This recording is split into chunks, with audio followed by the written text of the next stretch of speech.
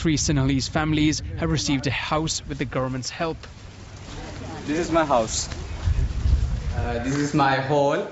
And this is one. I have got 2 bedrooms to my home. So we are very happy to receive these houses from government and the NGOs. We are living very happy. Land has become a divisive issue for these 2 communities.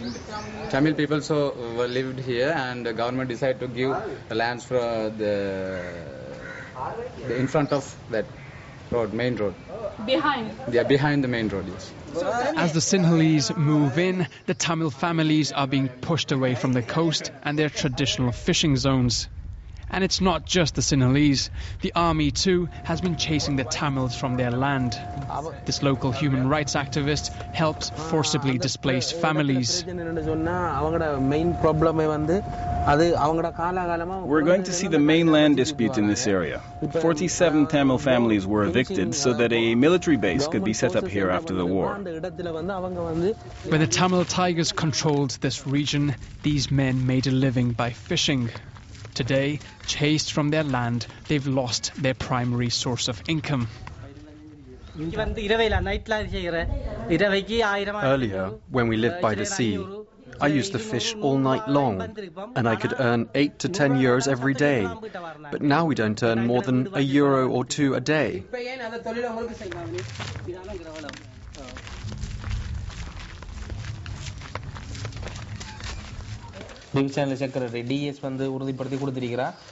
This document given by the authorities proves that the land belonged to these families, but it was taken by the army to construct a high-security zone. These people can't return home until the soldiers leave. Some families tried to take their land back by force. After that, the army attacked them and sent them back. All the families here are in the same situation. Evicted from their homes without any compensation, they don't know if they'll ever be allowed to move back. My children were happy and free on our land. Today they say this place is too small. There are high security zones all across the country. This is why the youth are angry. They don't understand why we've been chased away from our land. Because of this, new rebel groups might form in the future, and my children might take up arms and join them. Their complaints aren't justified in the eyes of the authorities. According to them, the soldiers are here temporarily. But as we head to the high security zone, a military base similar to dozens along this coast, we hear a different version. The army will stay here for a very long time? Yes. Why? Yeah, because of security. Ltte, powerful area. To stave off another rebellion, the army has recruited local allies.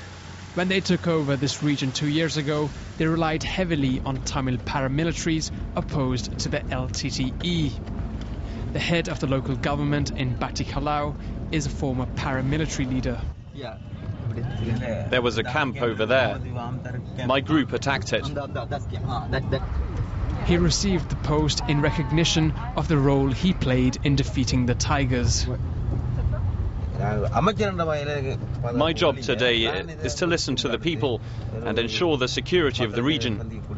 This land was held by the Tigers. There were clashes in the past, but now everything is fine. To show us the return of democracy to this area, he invites us to a political rally.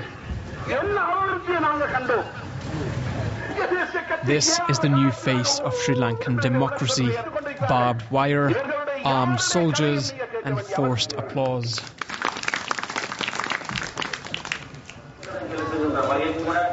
All communities, Tamils, Singhalese, Muslims, should live together peacefully and work for the country's development. His bodyguards prevent us from asking the Tamils what they think of their chief minister. Officially, the paramilitary groups have been disarmed. But humanitarian organizations allege that the chief minister still employs 1,000 of them to control the area. We are introduced to one of the few people ready to speak out about these accusations. Walar Madi's son was kidnapped 2 years ago. She's not heard from him since.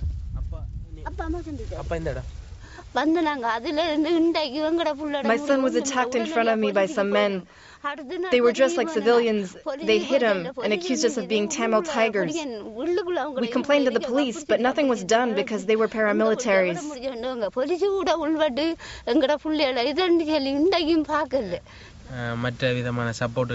Those paramilitaries, they need the government to avoid prosecution.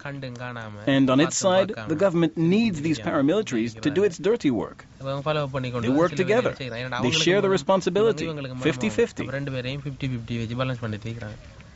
According to Tamil organizations, incidents of kidnapping are common.